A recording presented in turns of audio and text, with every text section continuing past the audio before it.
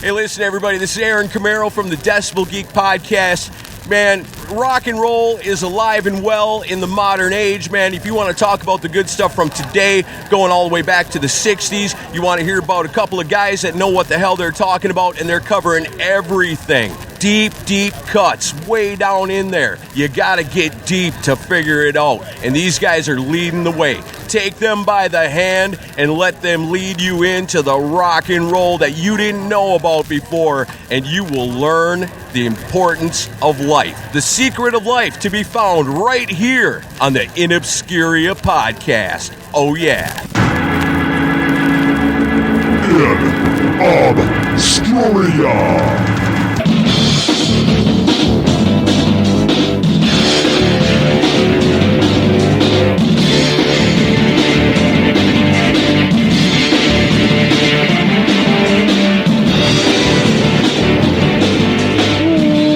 Welcome back, my friends, to the InObscuria podcast, a podcast where we exhume obscure rock and punk and metal, and we put them in one of three categories: the lost, the forgotten, and the should-have-beens. What the fuck is happening here? Or the should-have-beens. We've been doing this 5 years, and I caught that. I was like, wait a minute, something's different. And or. All of the above. Let's put it that way. And I am... Or I am Kevin Williams. That over there.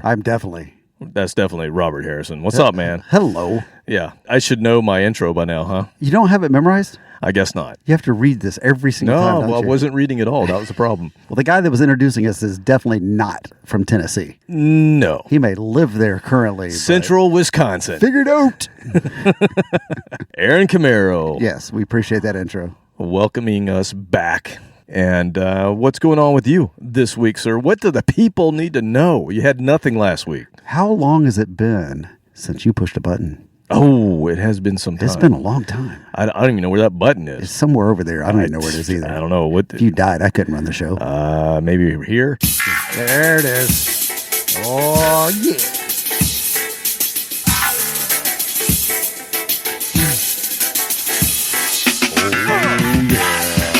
That's right, Munchketeers. It's time to get your grub on with the chef that can give it to your funky style. Roberts, Gardner Eaton. That's right now, Roberts, Gardner Eaton. Wow! Kevin, this is one of my favorite weeks of the year. Okay. Do you know what week this is? Let's see. No, I have no idea. What week is it? Starts on Sunday. We're in the middle of it. Okay. It is Sloppy Joe week. Yeah! It's for every one of us. Stand for every one of us. It's time for the money, and every man, every woman, every child, every flash. Officially, is that a national thing? It's a very local thing. Oh, I see. Okay. In my house. It is Sloppy Joe week in my house. According to Robert, yes, it is Sloppy Joe week. I made a big thing of Sloppy Joe. It's been 6 months. For those who may not know what a Sloppy Joe is. Oh, my God. See, I think a wintertime. I think a wintertime is Sloppy Joe. That and chili. It is. But mine's more biannual. I couldn't wait till wintertime. That's a long way off. But yeah, Sloppy Joe is... Google it. It's sloppy and it's Joe. And mine, there's different variations. Mine is, of course, lean ground beef and tomato sauce and paprika, chili powder, mustard, Worcestershire, Worcestershire sauce, all kinds of other stuff. There's like 15 things because I make it from scratch. I do not get one of those little packets. No of seasonings. no powder, no cans of Sloppy Joes like Manwich. Manwich. You remember that? Manwich and Steak-'em. That's what I grew up on. God, I forgot. Got a minute? Then you've got time for a hot steak sandwich. Keep Steak-'em frozen till you're ready to eat. Then stick 'em in the frying pan. 60 seconds later, take 'em off the heat and fix 'em up any way you can. Try Steak-'em on a roll with cheese. Top it any way you please. Steak-'em sandwich steaks. They're 100% pure beef and nothing else. Steak 'em for dinner, steak 'em for lunch, or any minute of the day you want to munch. Steak 'em, the 60-second meal. Well, that was more college for me. My mother would not let us have steakums. Steakum was like paper thin meat. I don't even know what it was. God, you don't want to know. It was just fat. It's just if you tried to cook it, it would shrivel to nothing because it was all fat. But that's not what I have like here. Brown colored fat. What I have here has little flakes of orange in it, which I assume is some sort of vegetable. Yeah, see, I'm mixing some vegetables. I got to sneak in the vegetables, so you don't feel like you're eating vegetables, but you are. I'm 3 years old, and you have to hide the vegetables. This is a very small sandwich. It's a Slider Joe. I see, Slider Joes. Yeah, because I know you. I don't want to get you full and bloated, and then try to record a podcast. Can't do a podcast that Recipe way. for disaster. I can do that, but you can't. You have to be the brains of the operation. All right, I can digest and get through a podcast. All right, so I had a bite, and I'm gonna have a little drink because I may have to go make another one now. you put it on a particular bun there, pretzel, which has salt on the top. So I need a little drink. It's a pretzel bun. A pretzel bun. Gourmet Slider Joe. It's very good. Yeah. So that was excellent. That was this. The whole dog will week. get none. None. No, he gets to lick the residue. So the rest of the week's going to be great. Got a little bit more to go Thursday and Friday. Then I don't know what next week's going to be. We'll see. Well, that's undetermined. I got a concert here Saturday night, jazz concert in the backyard, all fancy and stuff. So Never really took you as a jazz guy, but okay. More to jazz singers. Yes. You are a sexist pig. You're more into the performers themselves. Exactly. Yeah. I see. Lovely Mary is going to be singing. She did the You've done a lot of show. promo for that. Yeah. It's that time of year. We got to. It's a ticketed event, so we got to push it because all the proceeds go to our local arts council. I don't take any money from it. Look at that. Look at this guy. We're trying to sell tickets so we can raise some Philanthropy money. right here. Right here. It's tax write-off. That's all it is. Amazing. Tax deduction. So yeah, then I've got a neighborhood function here the next week. See, I may neighborhood. Look at you, man. You're happy hour. Mr. Civil Servant over yeah, here. I'm doing my part to make up for like community service I never did. You know what you need to do? What do I need to do, Kevin? You need to get a Bluetooth speaker at these events and just plug it in and play a little Pot of Thunder, Cobras and Fire, Growing Up Rock, Slamfest Podcast, Decibel Geek, A to Z Radio, Metal Up Your Podcast, The Hustle, Disciples of the Watch, Podcast Rock City, Sean Geek and Fast Fret Podcast, State of Amorica, Rock Strikes 10, Potter Than Hell, Ages of Rock, Retro Zest Podcast, and do not forget about Monty.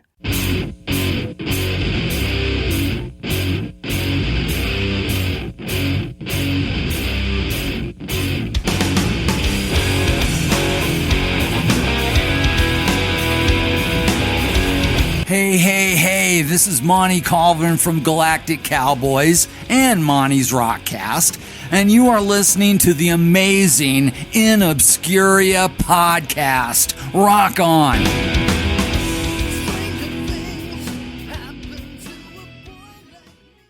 Monty's Rockcast.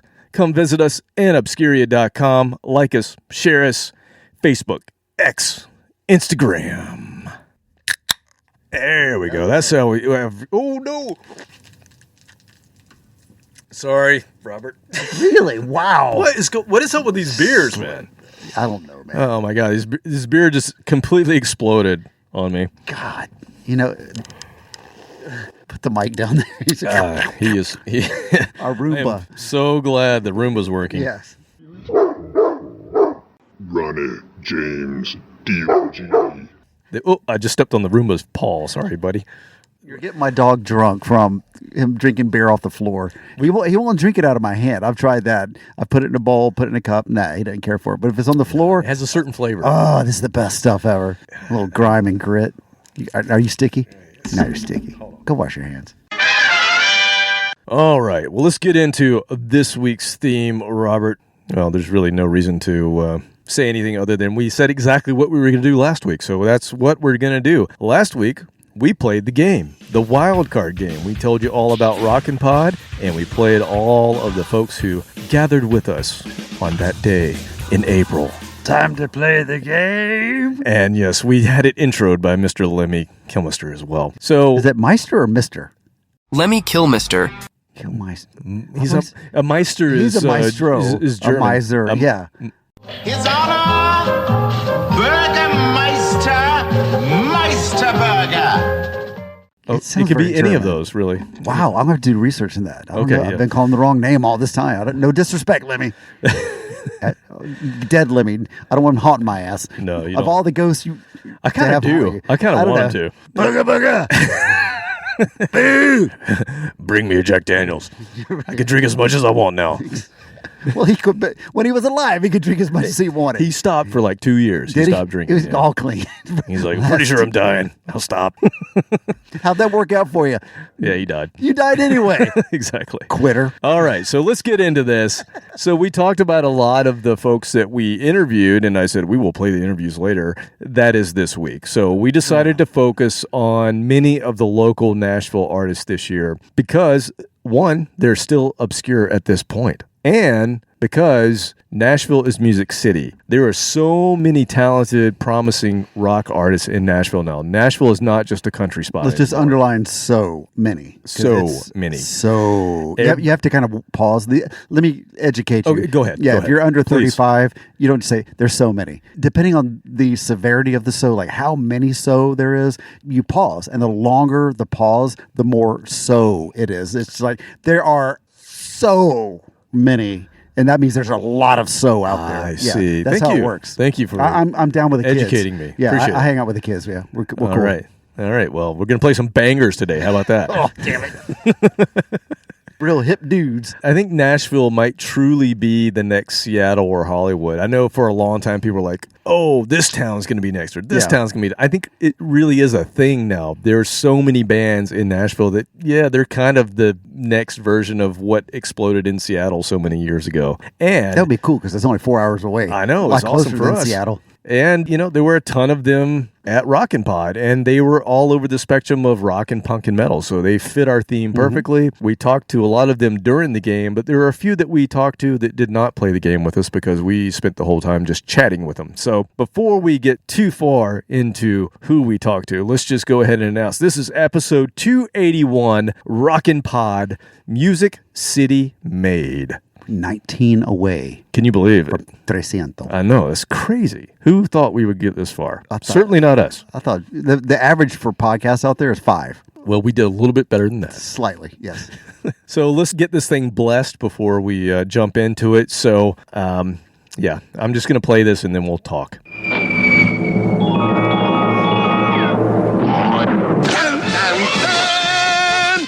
I am Captain, Content. and this is my faithful companion. Mighty K. Say hello. I'm so upset with you two. I don't play that shit. You're not losing sleep over it, but I am. Thanks. So fuck you, Robert. I want everybody to know how awesome they are, just like I know how awesome they are. I just want everybody to know. Wow. Talk about mood swings. Wow. It's that time of the year. All right, so I have to explain what that's all about. I had to turn down a request from Mighty K. She wanted an episode about the band Harvest of Sorrow. What the hell you say? Harvester of Sorrow. No, Harvest of Sorrow. Have you heard of this band? No. Okay, so they're a metal band that does nothing but new metal interpretations of Neil Young songs. Hated it. This is like the enemy of my enemy is my friend. So I hate both of them, but together, I'm not going to say no immediately. He likes it. Hey, Mikey. I told her there's no way you would let us do this. So No, I probably wouldn't, but I do. I'm just curious to how bad it is. So I can she just went off. She went off on us, man. She did. Holy shit! I was scared. I Yeah. thought she was getting in her car and driving down here. But she's way up there, so I don't think I'd get a little bit of a notice because it takes like 2 weeks to drive. Yeah, so we're just going to jump in. We're going to do what we want to do. Yeah, Mike. hell yeah, because we're grown men. Yeah. So we're just going to assume that you bless this no matter what. So again, Rockin' Pod, Music City Made. Nashville is Music City. These are all bands from Music City. And we're going to start with a band that did not play the game with us. And this is a band that we featured in episode 274, A Woman Scorns 7. And I said it then, I said it to them, I've said it to you, one of my new favorite bands. Here endeth the lesson.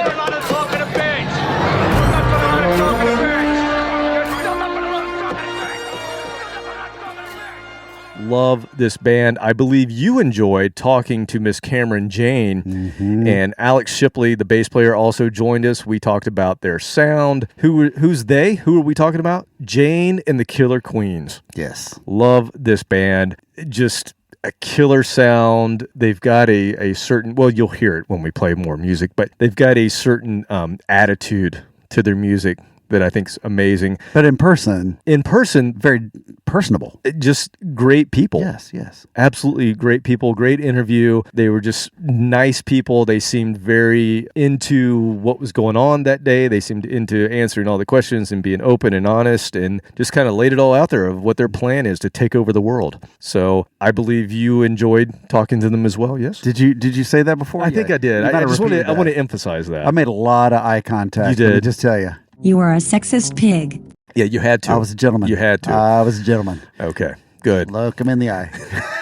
We talked to Cameron about her background in opera. When we had the episode before and we played them, we talked about that she had this background in opera. Then she laid it on us that she was studying to be a surgeon and then realized she wanted to do music. So, overachieve much? I don't know. You want to cut people one way, you want to slice them up another way. Exactly. So we talked about what's next for this awesome band, but I think before we say anything else, let's just play the interview and then we'll come back and maybe we'll play a little tune from them. Maybe. I'm on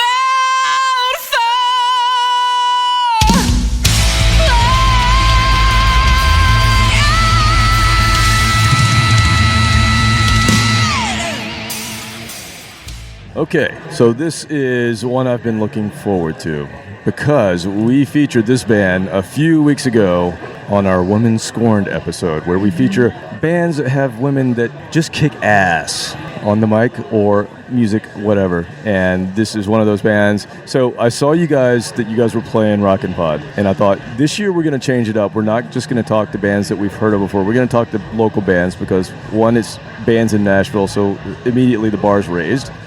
Good musicians everywhere. Everywhere you talk. Let's have them introduce themselves real quick. Yeah, let's get. Yeah, well, I was going to get to the grand intro. Oh, you had a grand intro. You ruined up the whole vibe, I usurped you. Go ahead.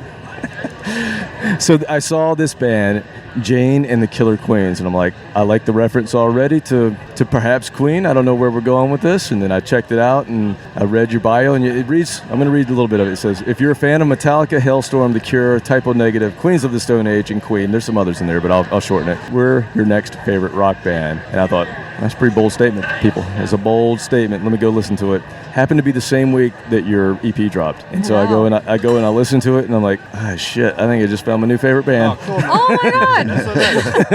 So, Jane and the Killer Queens, we're sitting here with, please introduce yourself. My name is Alex Shipley. I play bass in Jane and the Killer Queen. I'm Cameron Jane. I am lead vocals in Jane and the Killer Queen. You found the right band because names are awesome. That matches. All right, so I listened to the EP like 3 times in a row as I was driving before I had to pick my kids up because I'm an old dude. And the first thing I noticed is, okay, this really kicks ass. And the next thing I noticed is, my God, the production on this album sounds amazing. Yeah. Like, where in the hell did you guys record this thing, and how does it sound so We great? recorded it with David Dix, who plays drums in the band called Blackwood, who we've talked about. Yeah. And it was mastered by a guy named Brad Blackwood, no relation. All right, well, what studio were you guys somewhere local, I assume? David's studio is called Red Feather Recording Studio. It's all in, right. Well, I'm giving him a plug studio. because, seriously. It really did sound good. Like, the separation on every instrument, because we talk about this all the time. We play bands from the 70s until now. And one of the things that we feel like is lost in a lot of bands is the separation, the way that you can use space in music to be able to hear things and not have so many layers to where it's actually taken away from what you're listening to. Yeah. And you guys have that. I don't know, however it was engineered, mastered, whatever, the separation is there. So, like, if I want to listen to bass, I hear the fucking amazing bass tone that's there. Bass is killer. Yeah, we took a lot of time to think about what we wanted each instrument to sound like, because we were still kind of figuring out our sound as we went into the studio. And luckily we did it in this, like, November and December, like around the holidays. So we had a lot of time to sort of like dial in and tone chase and stuff. And we came up with something I think that sounds you got it, true to what we want to sound like. You got the frequency so that nothing's canceling anything out. out. No. Like it's perfectly separated. And then, I mean, the vocals are just impressive. Just the recording of everything, not just your vocals singing, but just the recording of it just sounds so amazing to me. So kudos on the recording Thank you. alone. Appreciate it. And the drums are big. You know, a lot of drums aren't big anymore. Now they're super big. That was why we picked David, because we were like, he's a drummer. He'll know exactly how to get the Yes. drum sound we want. Yes. So the other thing is Diego's guitar playing. Like, dude, he's a guitar hero. He's the man. Holy shit. He is insane. I have never worked with a guitarist that can do what he does. And in the studio, it was insane to watch him. I've never seen somebody replicate like the way that he can. He could play this like 5-minute long guitar solo just back to back to back to back, exactly the same every single time. And we'd layer it on top of each other and it was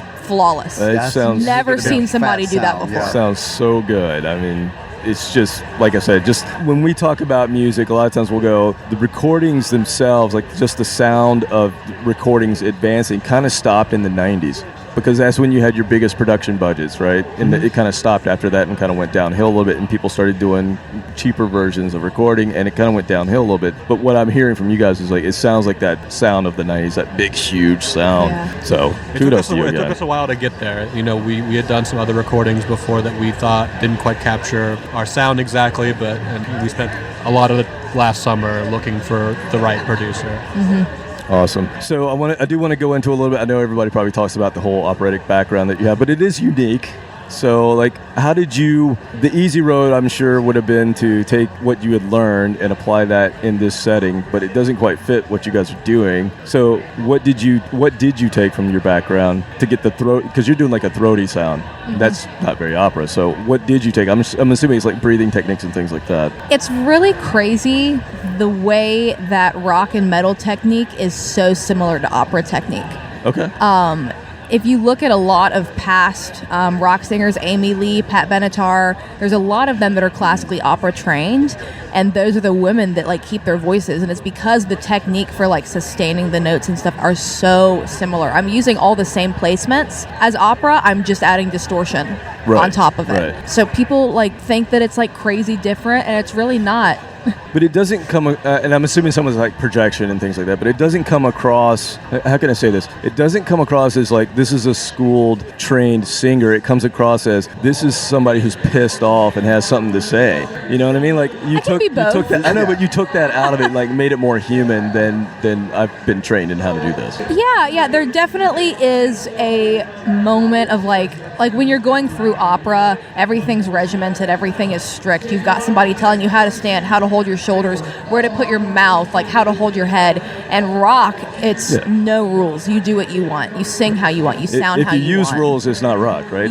Exactly. It's not authentic. Yeah, it's no longer rock if I'm following the rules. So there's this kind of like disconnect from my body that I have to have when I'm singing, where just my mouth and my lungs are doing what I know how to do, and the rest of it I can't think, because otherwise I'll start like standing up straight, putting my shoulders back, and getting into that like classical like pose, that I did for so many years when we had these corsets on that like held us up really high, and it's a big disconnect from the brain and the body. Right. If I listen to my body, I'll start not really performing authentic anymore. Right. That makes sense. So you guys just put this thing out. What's next? What's next for you guys? Are you back in the studio, or are you going to take this and do some road shows? What are you doing? We're going to probably use the EP to push the rest of the summer. We'll probably do a music video this year, I would think. And we just kind of want to see what this version of the band is going to do, you know? It's the first thing that we put out that I feel like really represents us, and I think it's going to help push us to be able to do some touring and some festivals. Yeah, it's a rough touring climate right there right now, I've heard. So is that something that's going to affect you guys as far as what your plans are for the upcoming? You're going to scale it back? You're going to just say, fuck it, let's go? I think it's kind of a fuck it, let's go. Okay. We do really well when we go up in the Midwest, like Ohio, Indiana, Kentucky. It's because they like rock music there. Yes. They do, and I'm from Ohio, so we pull in like a decent like crowd. Apparently, there's Atlanta, maybe. Maybe I love we've Atlanta. never We haven't really played there, but I I've played there. That's really fun. Okay. We could maybe help you out. Well, I'll go door to door. I'll knock on some doors. We'll see what we can have. I'll ask. We played at a place with another band I used to be in. The place called Smith's Old Bar. Is that still there? Yeah, it's still there. Cool. It's still there. It's a great place. venue. Great venue, yeah. They were really cool to us. They redid that venue about 2 years ago. So I don't know when you were last there. It was pre-COVID, so way It smells better now. Yeah, it's better sound. It had so much character, you know what I mean? Yeah. So that's great. Well, I love that. I love that you're going to get out there and do it. I mean, it's obviously hard to make money doing it when you're doing your own stuff. It's really hard to get out there and make money when you're having to drive across, the vast country that we're in. But, if you guys can make a regional, just do the regional thing and go from there, man. I think there's so much potential with your music. Yeah, luckily we're in a good spot. Like Nashville, we're close to Atlanta, we're close to Memphis, we're close to Ohio, and the Northeast area too. So it's a little easier for us to hit a lot of spots on the weekends and stuff like that. So you guys came together. What I read was that you guys did a jam night and just kind of came together after realizing, like, oh shit, this sounds pretty good. Yeah, essentially, it started off with Anthony, the drummer, and I, the Bowie's jam nights, which, rest in peace, Bowie's no longer exists, but it was kind of like a mecca for like local rock people in downtown Nashville. Every Wednesday night there was a jam night. We met. We were kind of thinking of starting a band. At the time, we had a different guitarist that we were working with. He did not even last 6 months before we found Diego. You found a pretty good replacement. So. Yeah. Oh. I don't mean to be like that, but Diego knocks that guy out of the water. And then, bless his heart. Yeah. Bless his heart. And then we were looking for a bassist, and he kind of got like tricked into being in the band. I was hoodwinked.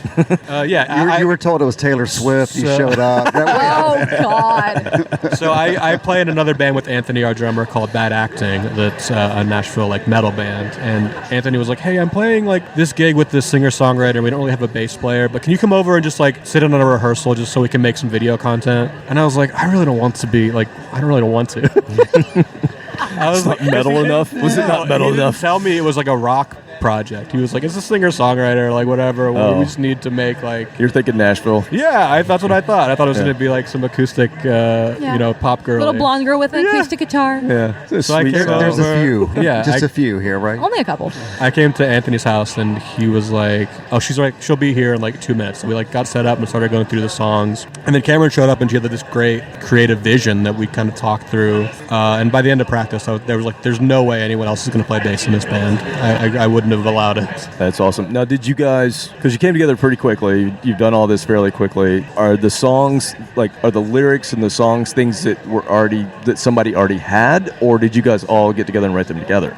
The way that we write, I will start off with lyrics on my own, and then I'll find a rough... Always. It's always the process. Okay. And then I'll find a rough melody and a key. I'll record it very, very poorly on an acoustic guitar, because I can't play guitar, especially with these. And then I'm showing my nails to the people that the can't Dolly see Parton me. School of Acoustic Guitar, which is seriously. a feat of engineering when she can play. It's amazing. Insane. Yeah, I've got these, for people that can't see, I've got these giant stiletto nails. I was going to say thank you for explaining, because our creepy old guys that listen to the show, when you said I displayed these, glad you said I can imagine where that would have went. And I send it to them, and I kind of am like, this is the vision that I have. I'll give them some descriptors and maybe some reference songs, like this is the sound. Mm-hmm. We get together for a rehearsal, and we kind of throw it together. Some of the songs were written as far back as 2018. Pre-COVID. Pre-COVID. Wow. Some of them, yes. I was going to school to be a surgeon, so I was writing to get all of my angst and anger out about how much I hated my career path. And then I finally dropped out and came here, and I was like, okay, Apparently there's more you hate than your career path from the lyrics. Yeah, I would like to think I'm and Alex can maybe answer this. I like to think I'm a pretty, happy person. I'm not angry. I don't hate the world. I'm very pleased and blessed with my life. But I think the reason I'm able to be like that is because everything I'm pissed about, I put into my music and I get it out, and I don't have to think about it anymore, you know? Yeah. I'm we get it out on stage and in the rehearsal space. Man, if these songs are real life, watch out. I mean, it's all real. I mean, it's all comes from an autobiography. You know what I'm trying to say. A real place. But it can be cathartic when you're able to channel that in the correct way. Especially when the person that it's about is in the room when you're singing it. That's happened a couple times. So we were in a band together. This is early 2000s. We were old. I already mentioned that. Yeah, all of his songs, he was the guitarist and singer, and all of his songs were usually about women who were in the crowd. Yeah. People I dated or something like that. Then they would show up realizing I had just written a song about them. And he had to sneak out the back, so the new boyfriend didn't. Their Marine brother was also there, and Kevin's like, you might want to go out the back door. Because, But you got to deal with it as an artist. This is what we do. It's the way you write get it songs out. the way we feel. Yeah. Exactly. Yeah, if you're going to date me or if you're going to screw me over, you have to understand there's probably going to be a song about it. My boyfriend right now, he knows that I'm actively writing a song about him. Oh, God, the pressure. That was a conversation. You got to toe the line because you know what the chorus is.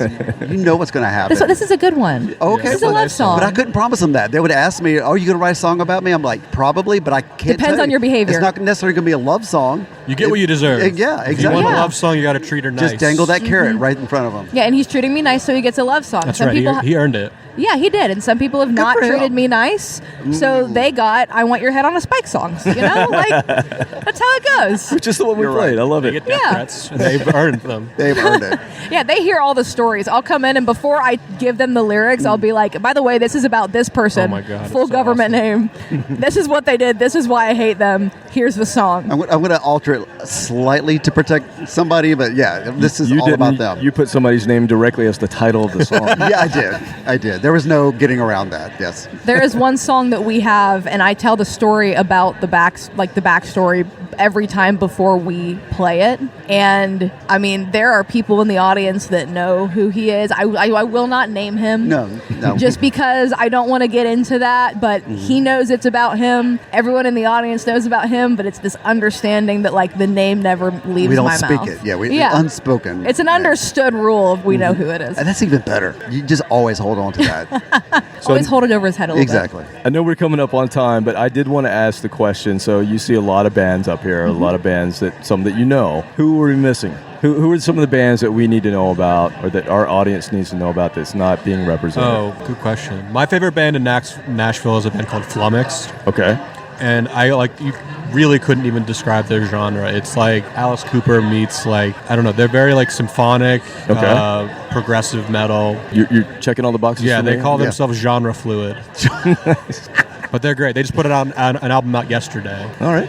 Cool. That's pretty fresh. So it's Southern Progress, right? Southern Progress. Yeah. All right. What about any other bands you can think of? How, will you guys be open to a folk rock, or is that not heavy enough? We're open to everything. Yeah. Okay, there is a singer-songwriter in Nashville. Her name is Hannah Wickland. Okay. Hannah Wickland. Hannah I've heard that Wickland. name. Okay. Yeah, she's got a decent following, but she still stays based in Nashville, still travels in a van. You know, she's nothing commercial yet, not represented by anything.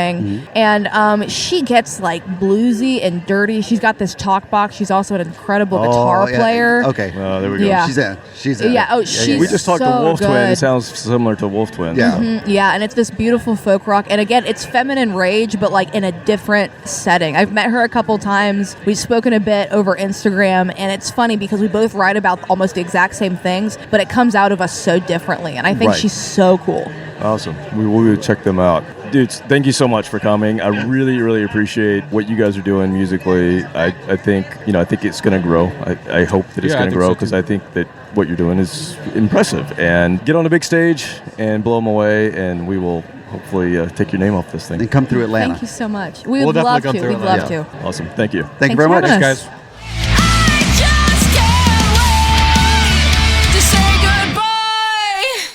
All right, so that was our interview with Jane and the Killer Queens. Again, just the nicest, friendliest people. Now let's hear what they sound like on recording. They released their debut on Valentine's Day 2025. The EP is called Fuck, Marry, Kill. And when we asked Cameron off mic... Tipper Gore was not going to be happy with that. Well, is she dead? Is she I want to say she's dead, but she may not be. I don't know. Holy crap, I don't know. I was just going to lay it out there. Well, she's dead, You but I play don't the song. know that. I'll get our staff. Get our folks on staff. that. Hey, wake up! Yeah, so we'll figure that out when we come back. I'll let you know. Let's do that, and we'll come back. Surprise, motherfucker. But Cameron suggested that we play. I said, what's the most aggressive? What's the one that you think is just our folks need to hear? Nuts. And she said, play, and it's written like this: eat your words. That's what we're playing. This is the full scope of her woman scornness.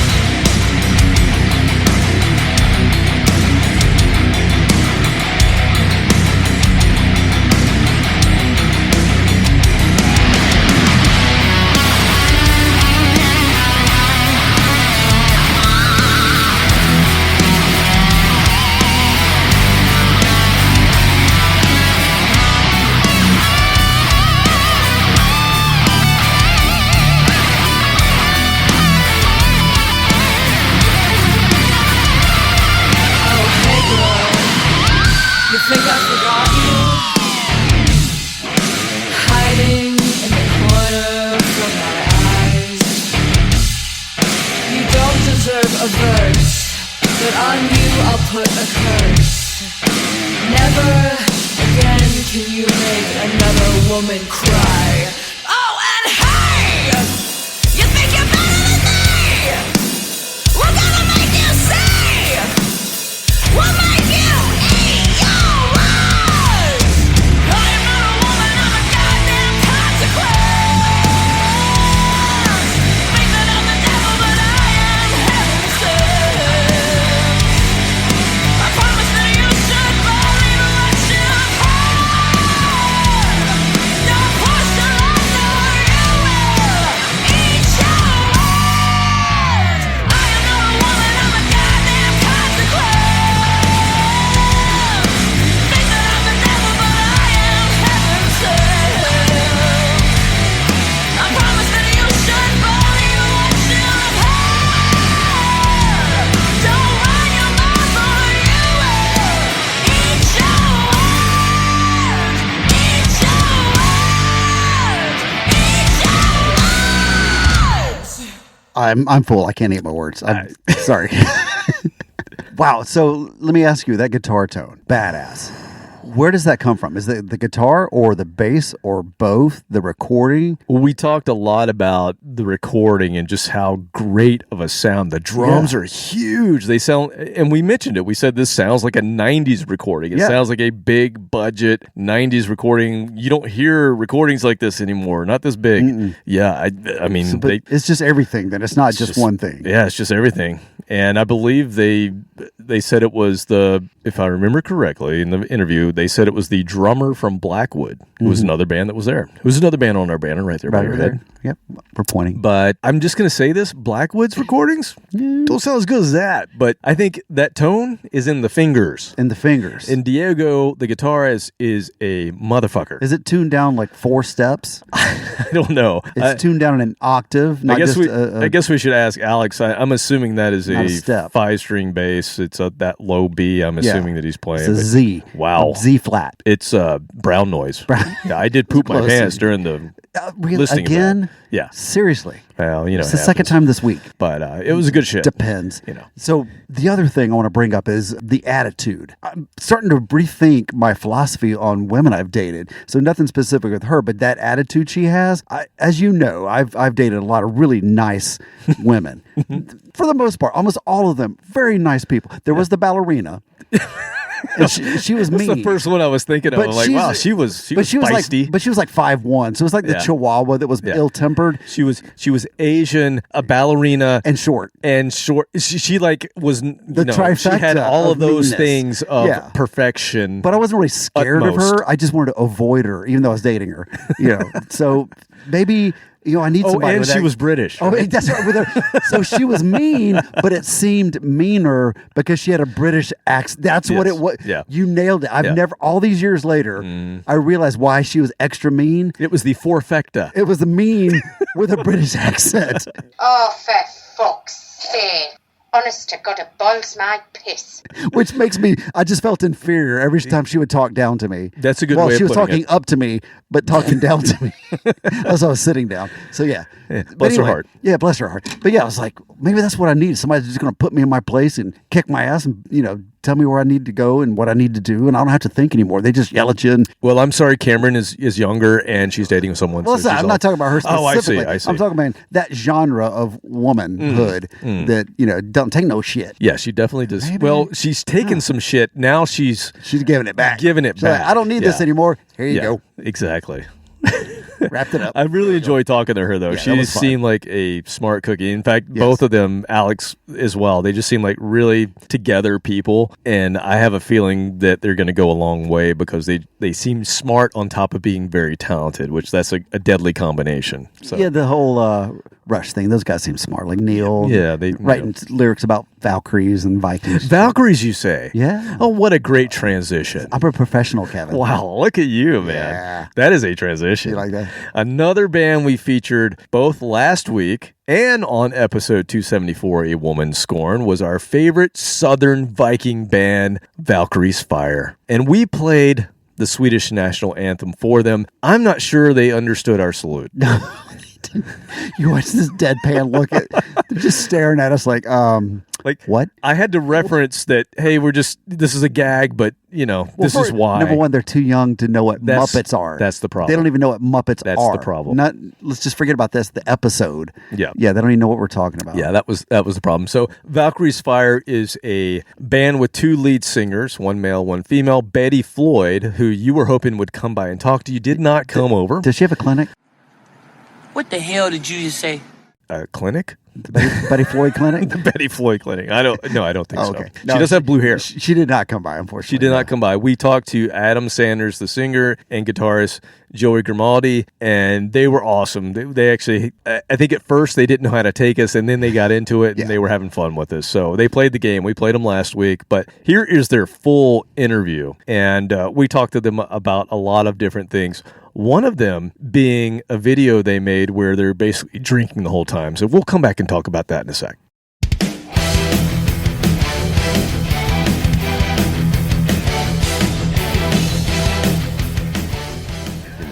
I must say I'm pretty impressed by some of the logos you guys have posted up.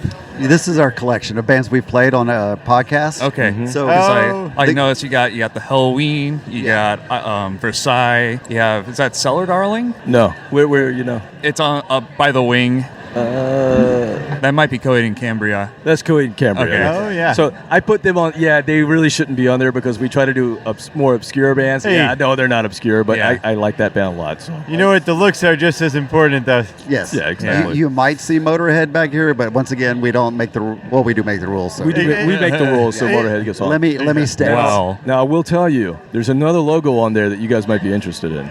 I saw the Valkyrie's Fire one up there. Okay, yeah. you got it. Good. Oh, hell yeah. Oh, nice. Yeah, so we played you guys a couple of weeks ago. We have an episode called A Woman Scorned, which, not an episode, we have a series of episodes where we feature women that are just badass in bands. And so we feature you guys because you have a woman in your band, and I just wanted a chance to play you before we met you. So, amazing music, by the way. Thank you so much. Very fun. So here's the thing. Now, it's kind of a gag, but at the same time, we're very serious about this. We tend to play a lot of Scandinavian bands on the show. Obviously, they're descended from Vikings, and before we play said bands, we always play a tribute by playing the Swedish national anthem. Now, I know you guys are here from Nashville, but I think your music deserves this, so if you would just humor me, I would like to play the Swedish national anthem. Let me take off my horn. Take off your horn helmet, please, yes. sir. We were honored. It's not "Oh Sweden," right? Well, I don't know if you'll recognize it. It's close. It's a version of it. Somebody did a remake decades ago. So, yes, please take off your horn helmet. Robert, we are ready to go. Here's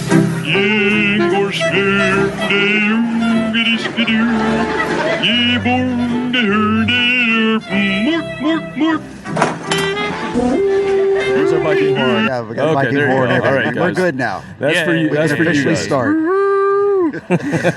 So we do that kind of as a gag, but also because we love European metal bands. And you guys describe yourselves as an epic European metal band from the USA. So I thought it was only fitting that we gave you the same salute. I believe the same. Okay, good. So we featured Ride of the Valkyrie a couple weeks ago. Great song. And then I went and watched some videos, and I saw the video for Nectar of the Gods, and I'm like, oh my God, I cannot wait to talk to these guys. How drunk did you get during that video? It depends on the person of the video we're talking about. I didn't actually have to perform, so I kind of got a little bit there, but Adam was keeping it straight. I think in total, so of course most of the vodka-looking shots, not to shatter the illusion for your listeners, I had a feeling. It was mostly just water. Well, yeah, however, it takes after a while you can't perform. Exactly. However, the shot, or the one where like my face is down and then I just throw it back with the shot in my mouth. Yeah. Actually called the blowjob shot. I was later informed that those were real shots. Yes. And that's a Viking tradition, I believe, as well. So. Exactly. And same so with the ski shot. And I think there were 2 of those that I had to take. So there were those 2. I had a Blue Moon for the ones where I was sitting at the bar with the drink in my hand. And I think there might have been one more. Also very Viking with the lemon, or the orange on the side. Yeah. Oh, yes. we had a placement from Budweiser with the Blue Moon on that one. Yeah. That's awesome. Love it. And of course, the chorus, you're talking about mead, mead, mead. I wanted my friend here, Robert, and maybe we should do, we didn't even do introductions. My bad. Go ahead and introduce yourselves to our listeners. I just jumped in. Sure. My name is Adam Sanders. I sing and I do some writing and composing and lyric writing for Valkyrie's Fire. And my name is Joey Grimaldi, and I am the guitarist, and I also do a lot of the composing and writing for Valkyrie's Fire. Awesome. So me and Adam actually together do the bulk of the writing of the band. Very cool.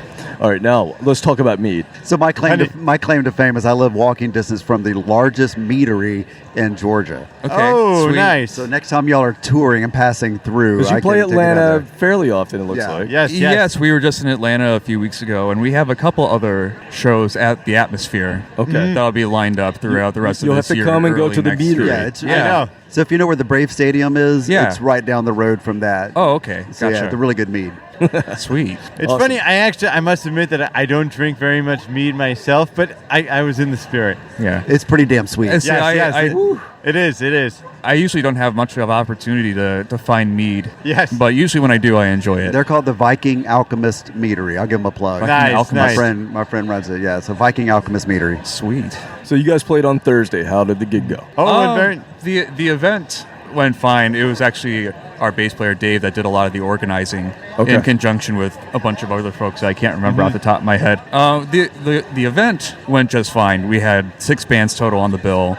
Everyone performed well, aside from a couple technical issues. Unfortunately, our set got chopped in half. Basically, we had a couple songs from the set list from the get go, and then it was because you guys were near the end. Yes, Such is the rock and roll lifestyle. Screwed, yeah. And then we had probably 2 or 3 songs left, and then they turned the lights on us. I think "Born in the USA" came on the speakers, and that was the that was the signal. So fitting with your show. Exactly. Yeah. That's the glamorous part of rock and roll. When I've had that before. So here's the other thing we joked about on the episode, but I want to know if it's actually a true thing. So you guys are based in Nashville, and I assume you play locally here. Mm-hmm. So do you have the drunk bridesmaids thinking, wearing the cowgirl boots, like pedaling to the venue, thinking they're going into a honky tonk, and then they walk in and Valkyrie's Fire is on stage? Yep, and their shirts immediately come off. And everyone instantly becomes pregnant. Nice. Sign me up. Yes. The pillaging pursues. In fact, somehow the average bachelorette party doesn't make it to our shows, but you can imagine what it would be like if they did. So what is it like, though, being a symphonic power metal band in Music City? Like, is it harder? Obviously, I mean, if you were in Sweden, it might be a little easier to get gigs. Is it harder here? There are a couple different ways I could answer that question, because I've been to Sweden, I've been to Finland a couple times, in Germany several times. It's kind of a double-edged sword on that front. Last time I was in Finland, I met a few musicians that are about our age. And a lot of them said, there are a lot of great bands of you guys' style that are obviously in the area, but because there are so many, to a certain degree, it actually becomes oversaturated. And it's actually hard, particularly, it can get kind of political, not like partisan, but like people type political, about finding gigs. Where there are a lot of very talented bands over there who have a hard time finding gigs simply because, they have to ask the venue if they'd be willing to let them go on a bill, and they just never hear back, or whatever the case might be. Yeah.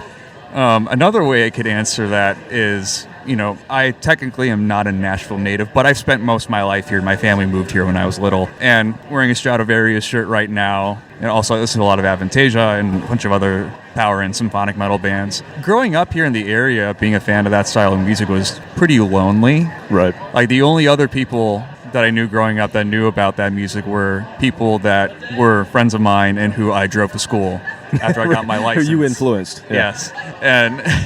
And so, it was very lonely, and I was always sort of like, man, I want to sing this style, but I have no idea how in the world I'm going to find the people to do it. And then all of a sudden, this band comes along. Yeah.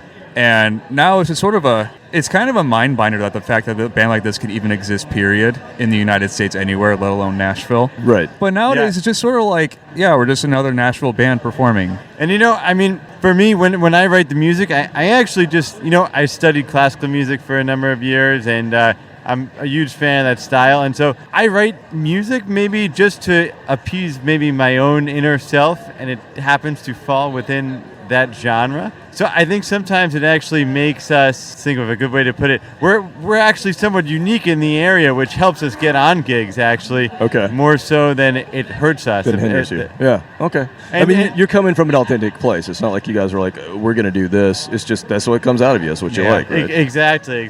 You know, I kind of wrote music that was a little bit symphonic in nature before joining the band, and then we kind of just met like-minded people and put it together. And how did you meet like-minded people? How did you guys get together? Our good buddy Dave, actually, he's the one that really handles a lot of like our general day-to-day affairs, organizing things, networking with a lot of people and putting it together.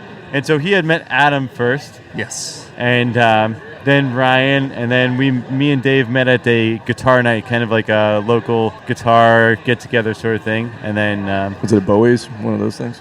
It was actually at I forget the name of the. Is that place in Cool Springs? Or is it somewhere else? It was some kind of. I can't remember the place right now. Sorry. Somewhere in Nashville. Yes. Like the 86 Bistro or some kind of. That doesn't sound very rock and roll. Yeah. No. Anything bistro. Elegant though. You have to dress up a little exactly. That's how we know we're an elegant band.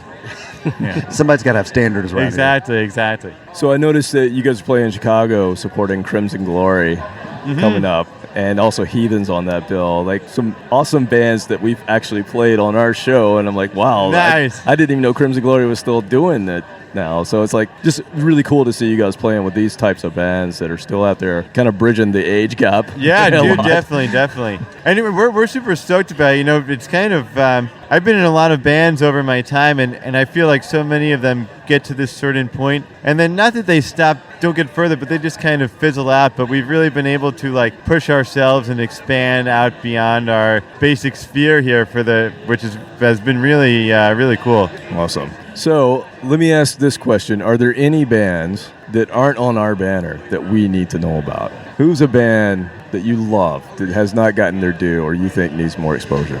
Adam's got to take that one. And keep in mind, we covered the lost, for the forgotten, or the should have been. So they don't have to be obscure. It could be an older band. They have to be an older band that just we've forgotten about. I'm trying to rack my brain for some of the most obscure acts I can think of. You got a lot of bands on there. Yeah, we do have a lot of bands. Yeah, I mean, like one I can think of is sort of like if there's someone that I want to buy an album for Christmas, and I think I want to get them the most obscure power or symphonic metal album I can think of. There's a guy from Ukraine. I forget his name, but his group Sounds is called right. his group is it's called Conquest, and they had an album called Frozen Sky, which came out I believe in 2005, which is one of those where it's like, yeah, on the surface you listen to it, you're like, but the more you listen to it, it just sort of seeps in, and the songwriting on there is really good. There's also, there's actually a shirt for a band from Switzerland called Cataract that sadly they're not around anymore, but they're a bunch of young guys who, I guess they started off as a punk band, but it's somewhere along the line they decided to go the route of sort of this like folk melodeath type of sound. Melodeath. Yeah. Folk melodeath. Love that. Okay, and we're going to add that. Sounds like how I would want to go out. They put out an if you have to go. Exactly. Yeah. They put out an EP back in 2018 called Echoes of the Past, and it is it was probably my favorite release from that year. And then there was another band I was just thinking of. My goodness. This whole time I've been scanning your scene back here, and I'm having a hard time coming up with one that you don't already have. And of course, you mentioned Sweden earlier. There's of course the mighty Swedish band Lost Horizon. Yes, who existed for 2 perfect albums only to disappear. We have actually played Lost Horizon, so okay, we're on the same. But you've got good taste. They're not on here. Thank you. They're not on here, but yeah, we did a single power metal episode early on. We haven't done one since. We need to get back to that and do that again. Well, very cool. We really appreciate you guys coming by and doing this with us. I really, really enjoy the music that you guys are putting out. Yes, please keep it up. Thank you. Well, we're in the studio now working on our next album. So already. We're hoping to have it out kind of by the end of the year here. We got a ton written actually, and we've whittled it down. And now, is it going to be another EP, or is it going to be full length? This is full length. A full length. Okay. And so I've pretty much recorded all of my guitars at this point. We're getting started recording drums. I've had Adam over in my house to record the vocals. And now, how do you guys decide who does which parts with 2 vocalists? We kind of just go by feel. Yeah. It's never. most of the time, there's not a song that we write where I sit there and we really deliberate over it. It just sort of naturally is like, oh yeah, this part sounds like it would work well with Betty singing it, or it would work well with me singing it, or we should both be singing on this part, whether in unison or in octaves or in harmony. Okay, I didn't know if you wrote the lyrics in a way that you had female and male parts to it. Sometimes, yeah. Okay, but it's more about the big stipulation that we have is we try to keep it relatively equal, right? And we try not to do the same thing every song. So like some songs I might begin the vocal parts, and other songs Betty will begin, and then a couple others we might start at the same time. Awesome. Well, dudes, can't wait for it. Yes. Awesome. Next time you're in Atlanta, let's meet up before. Yeah, we'll come out and see you guys. Sure, definitely. And we're going to be playing down there pretty soon, so we hope to see you guys too. Absolutely. We'll take you on a mead tour. Yes. And thanks for having us. Absolutely. Thank you. Thanks so much.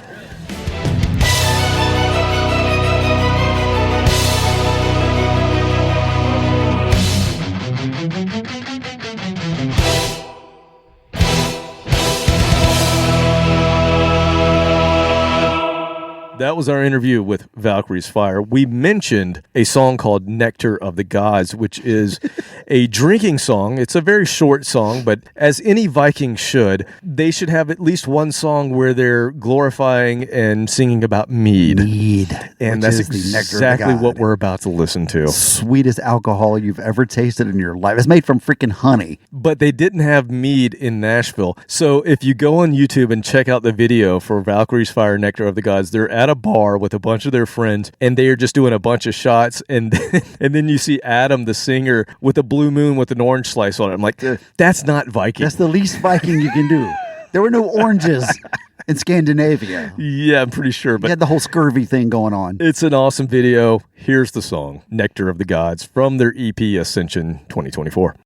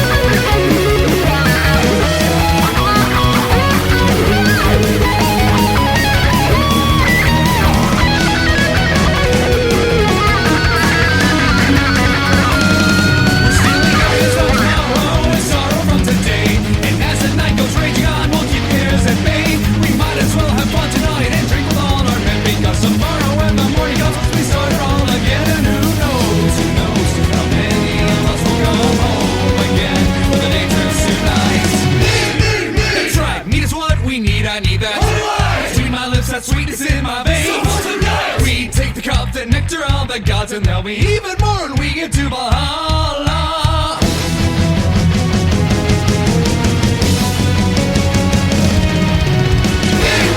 That's right, here's what we need, I need that. Between my lips and sweetness in my veins. We take the cup, the nectar of the gods, and there'll be even more when we get to Valhalla. That's right, here's what we need, I need that. Between my lips and sweetness in my veins. So let's enjoy this night and live a little bit tonight. That's what some of us tomorrow never comes.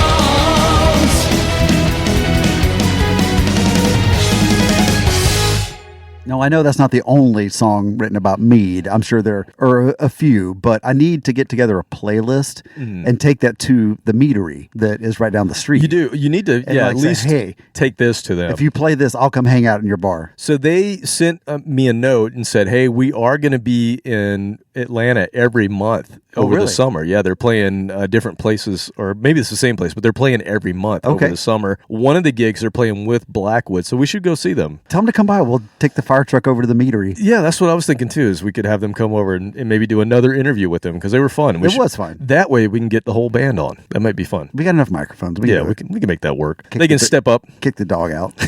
Get out of here. All right, and as you heard, they're in the process of recording their first full length, and looking forward to that. So just keep your eyes open for Valkyrie's Fire. All right, we're going to move on to some prog rock. Who knew that Rockin' Pod Expo would have a prog rock band? It's never happened before. No, it's It may never happen again. It's already a bunch of dudes anyway. They might as well throw some prog rock in there. Yeah, but this band had a woman in it, so this was pretty cool. And it's a band that I dug really deep into YouTube, and it was a husband-wife band. I say was. We'll talk about that in a sec. It was a husband-wife band, and I was like, this is really cool. They called themselves Psych Prog Art Rock. And then all of a sudden, I was looking at their most recent videos, and I noticed that her husband was not in the latest videos. And I'm like, that's going to be awkward if I ask that question when we meet them. But as you'll hear in the interview, Lydia explains it right away that he has stepped away from this project. He's doing other things. They're still fine. All is good. But they do have a new version of the band, and the band we're talking about is Gentry Blue. We talked with them last week on the episode. They played the game with us, and they guessed some prog rock. And that was fun for me because we never get to play that because no one ever picks it. As soon as I give the genre, they're like, nope, moving on. Even hardcore musicians. These guys are in bands. They're like, nah, I don't want to talk about that. I want 80s hard rock and metal. Please. But no, Lydia Wynn, who is a singer and electric violinist, and the multi-instrumentalist Sean Janae. Last week I pronounced his name as Sean Janey. That's wrong. It's Janae. Do you remember a song? You dated a Janae. And I wrote a song about mispronouncing her name, Kevin, which you played many, many times. Yeah. We'll probably play it again right here. Cause it's pronounced Janae, not Johnny. The ones you say weren't funny, and now I'm living down the reputation that I just can't win. It's spelled differently. Did you learn nothing, sir? I guess not. Jahnee. That's not how Johnny. this is spelled. No, it was Janae. So Sean Janae, he was awesome. He was really fun to talk to. We talked about their ever-evolving musical world that is Gentry Blue, and here it is for you right now.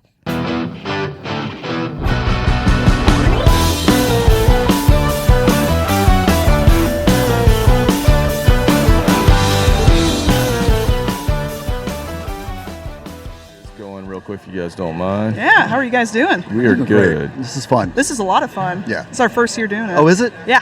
All right, so earlier I heard some music being played. I'm like, hey, I hear Gentry Blue. Are you guys are you like playing the video or something? Or? Was it a live recording? It was studio stuff that we Okay. They're just playing our album over the sound system. we did have video on our laptop, but it's an old laptop and it crapped out and there's no plugs over there, so I was like, well, oh well. So, to break the ice here, I will tell you guys that you are somewhere on this banner. Oh, yes. What? Yeah. Yes. Surprise. Look up top right. You might see yourself up there. Oh, that's really cool. Oh, yeah. Oh my God. Awesome. That's a first. So we're in Obscuria. What we do is we play obscure rock and punk and metal. We don't, just carry the whole spectrum. I'm a huge progressive rock fan as well. You'll see that up here, which is so. When I saw that you guys were coming, I went out and I listened to your music, and then I went down the rabbit hole of YouTubes, and then I was like, okay, I found a new kick-ass band. I really, really love the stuff you guys are putting out. Thank you. And so all the bands that we were interviewing are all bands I listened to. But yeah, I want to talk to these guys, so I'm going to put them on the banner. So you guys are up there. When you become huge, I have to remove you though, because you'll no longer be obscure. So it's not a slight; it's a badge of honor if you're no longer up there. It's an honor just to be on there. Like seriously, that's. So if you don't mind, go ahead and introduce yourself on the mics here, just so we have everybody knows who you are. Yeah, I'm Lydia Wynn. I'm the singer and electric violinist of the band. I started it with a few friends in college in 2019. My husband was a first member. He since left the band on good terms, though. Okay. I always have to clarify. I didn't want to ask, but I saw the latest, and I was like, wait a minute, I think they switched some members around. Yeah, we've got a new lineup coming up, but yeah, and then we've. I'm Sean Janae. I'm the guitarist for the band in the live setting. I also play Everything else. I played drums on just about all of our recordings, and I've played bass on a good chunk of them as well. And I write most of our music recently. Yeah. Okay. I joined the band a couple years ago now. It feels more recent than a couple years, but yeah, it's been a while. You've been involved for like 3 though, right? Yeah. So I joined the band. I was subbing for their previous bass player when he broke both of his wrists falling down a flight of stairs. Yeah. Oh my God. That would hinder the bass player. Yeah. That's So tough. I subbed for that guy for 6 months and ended up knowing the songs a lot better than he did. And then he decided he didn't want to do music anymore once he was back. So I just kind of took over that. Got it. We love him though, but yeah. Now, I've had band members where I wanted to push downstairs. Was it something like too. that? That's a whole different experience. Yeah, it was a non-band related incident. Okay. But, nudge, nudge, wink, wink. Yeah, I think he caught himself on the stairs, and someone pushed a couple people. I think it was a drunken incident. I wasn't there when it happened, and basically, like, another friend got a concussion from that. He broke both of his wrists. Yeah. Wow. Kind of crazy. That's So my kind of he's drinking. okay now. Okay. He's okay now. That's what matters. It worked out good for me, though. Yeah, exactly. You were in the gravitational pull and eventually just got pulled right in the middle. So we actually featured you guys. We played Think I Might Be Crazy a couple episodes ago. We do an ongoing series called A Woman Scorned, where we just play kick-ass bands with women in them. Oh, that's awesome. And so we played that song, and I got to say, I don't know if you did the guitar on that particular song on the recording or not, but there were like all these little Alex Lifesonisms that I was hearing in there. I'm like, I fucking love these chords he's using, man. I love Alex. Like, yeah, we've actually gotten like some TikTok hate for using the Lifeson chord. Come on, dude. The F sharp with the 2 top string. That is public domain. Everybody's allowed to use that. I heard that and I was just like, oh, that just sounds so good. It's like a buttered biscuit, man. That's good stuff. I love those open strings. Yeah. So you guys are. I was going to say you guys are all over the place with who's playing, but you just told me that you kind of settled in a little bit, or are you still kind of just doing everything? We have a new bass player as of recently. So he was on the latest YouTube of you guys in like a rehearsal space? Yeah. Okay. That was in... He kicks ass. He's okay. awesome. He's so good. Dude, Preston is so great. He's so good. Oh my I listened to that. I'm like, I don't think that's her husband, but man, that guy's good. No, he's Preston rocks. Yeah, no. Debo, my husband, he's like, oh my God, he's so amazing. Yeah, I feel great about all that. The other thing is that, so just a tangent, but that particular recording that you guys, it sounded so good. I'm like, my God, I think this sounds better than the album, and that was just a rehearsal. Yeah, we just set up almost everything in that is just what you see in the recording. It is so crisp. I was amazed at the sound. I was like, damn, the tones are amazing. I spent a lot of time mixing it. Well, kudos to you, man. Okay, so you're kind of settled in guitar now.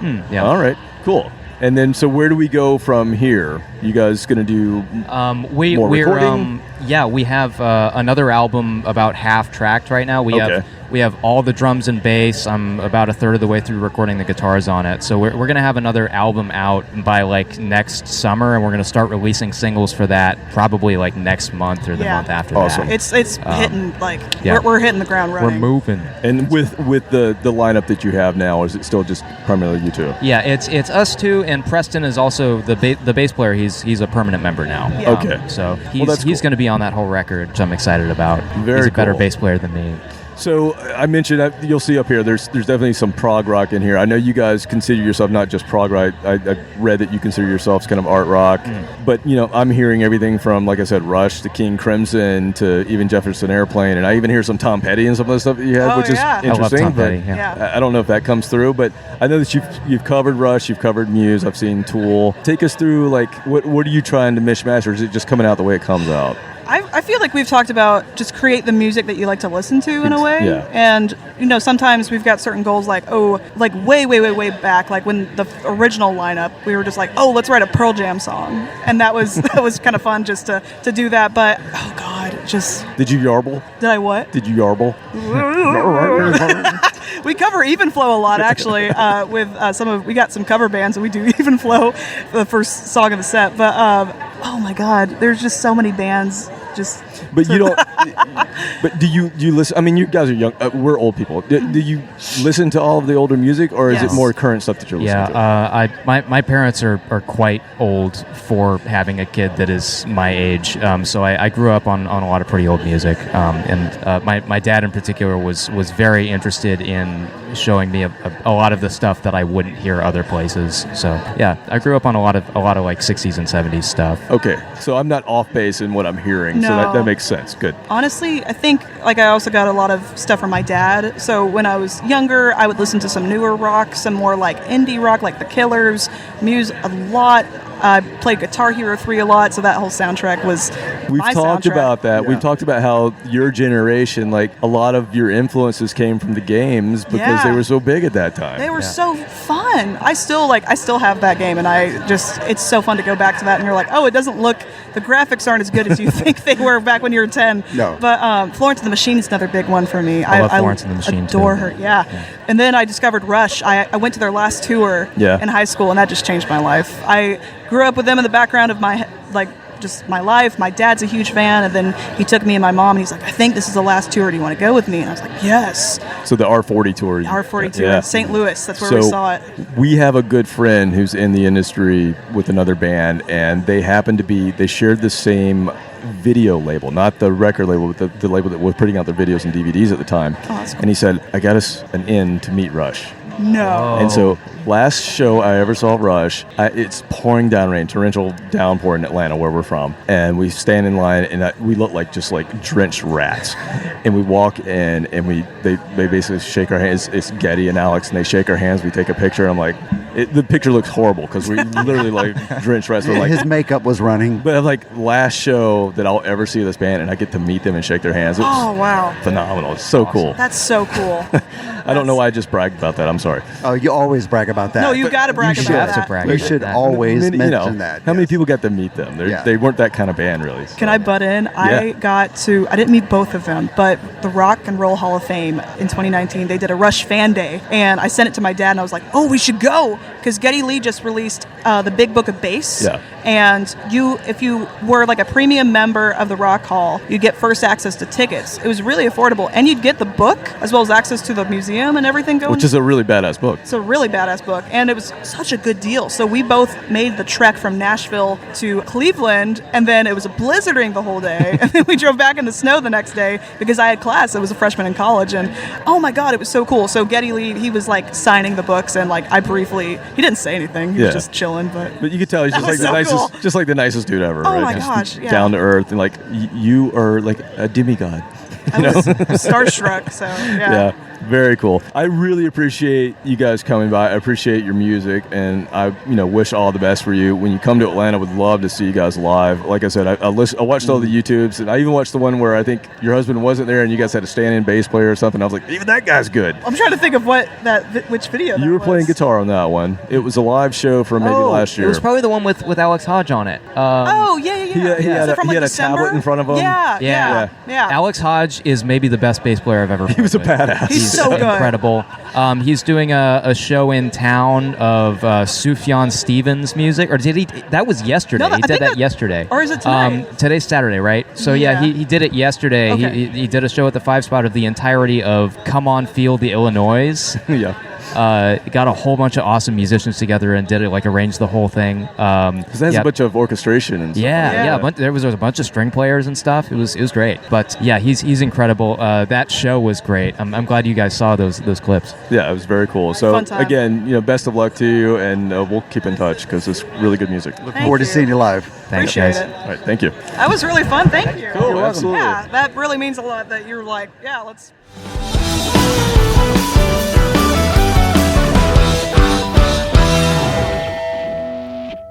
Exactly at the right spot. Yeah, you were. I obviously couldn't hear. All right, that was our interview with Gentry Blue. Really cool. I really enjoyed talking to them. They actually reached out to us and said, we enjoy talking with you as well. When are you playing our interview, assholes? And So here it is. They released their debut last year. They have singles on Bandcamp. However, I mentioned in the interview that there was a video that they put out on Valentine's Day, and it was the title of the YouTube video was Gentry Blue Ruins Valentine's Day, and it was basically 3 new songs. And I thought the recording was so good that I called it out in the interview. I'm going to play it right now. I'm going to play a song from their YouTube video because I think it sounds good, and this is their new direction. This is the new version of the band. So I'm going to play this song, Origins of Your Heartbreak.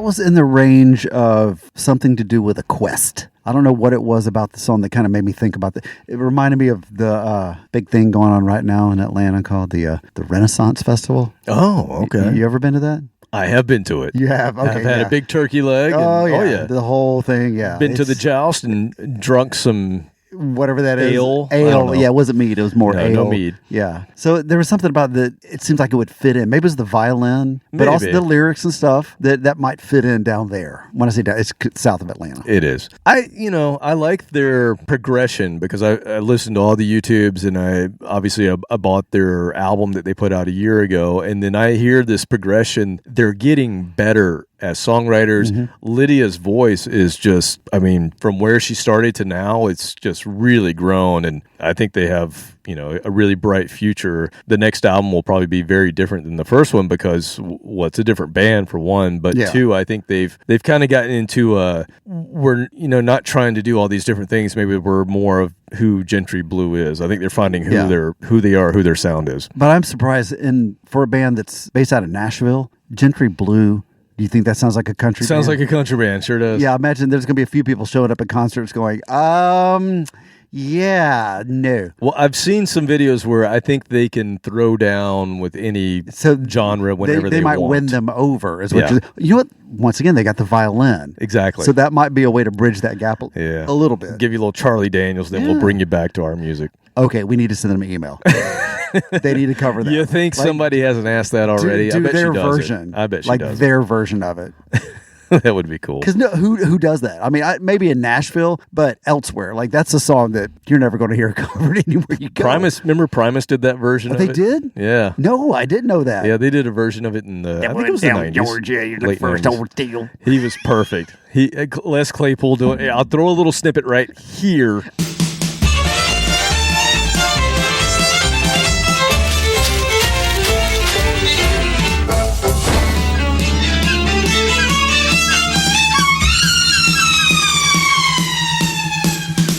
Down in Georgia, he was looking for a soul steal. He's in fine, so he's way behind, so he's willing to make a deal.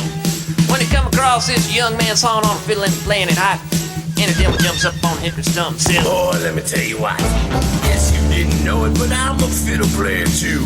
And if you care to take it there, I'll make a bet with you. You play a pretty good fiddle, son, but give the devil his due. I bet a fiddle of gold against you, so I think I'm better than you."